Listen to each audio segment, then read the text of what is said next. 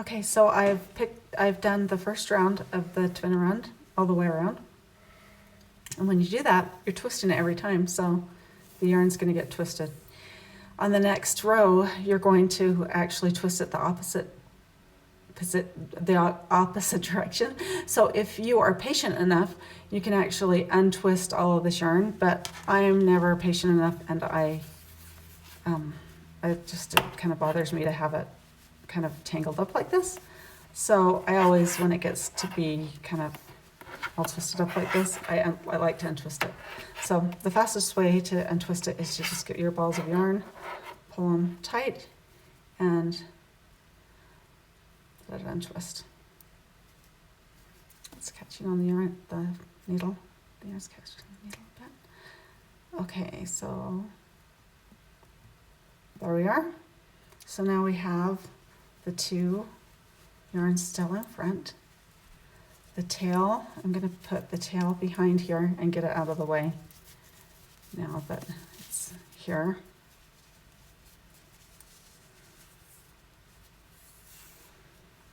Okay, so now we're going to go into, you're going to knit black on top of black, white on top of white, or pearl actually, because it's like a twisted pearl stitch. So you're going to work black on black, white on white, and then the difference comes in the way you twist.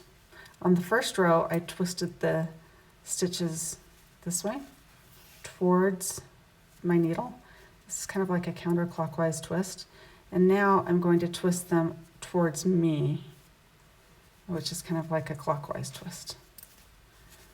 So, and it's going to feel tight because the stitches are twisted. So just know that it's not loose like a normal knit. You know how you can tell if your knitting is twisted? It's kind of tight. Well, this is twisted every time. This is actually how combination knitters purl. It's actually easier to purl like this, but it twists your stitch. So combination knitters purl like this, just when they're purling, and then when they knit into the back of the stitch, and it straightens the stitch out. But this way, I am purling the way I normally purl and having a twist in that stitch. And you can tell if you're doing it right, if you're doing it correctly, because then you'll have V's here. If you twist incorrectly, it'll look like two twists on top of each other. They won't go opposite directions. So I'm going towards me. So for it to go towards me, the color I just worked with goes over the top. I hope that helps.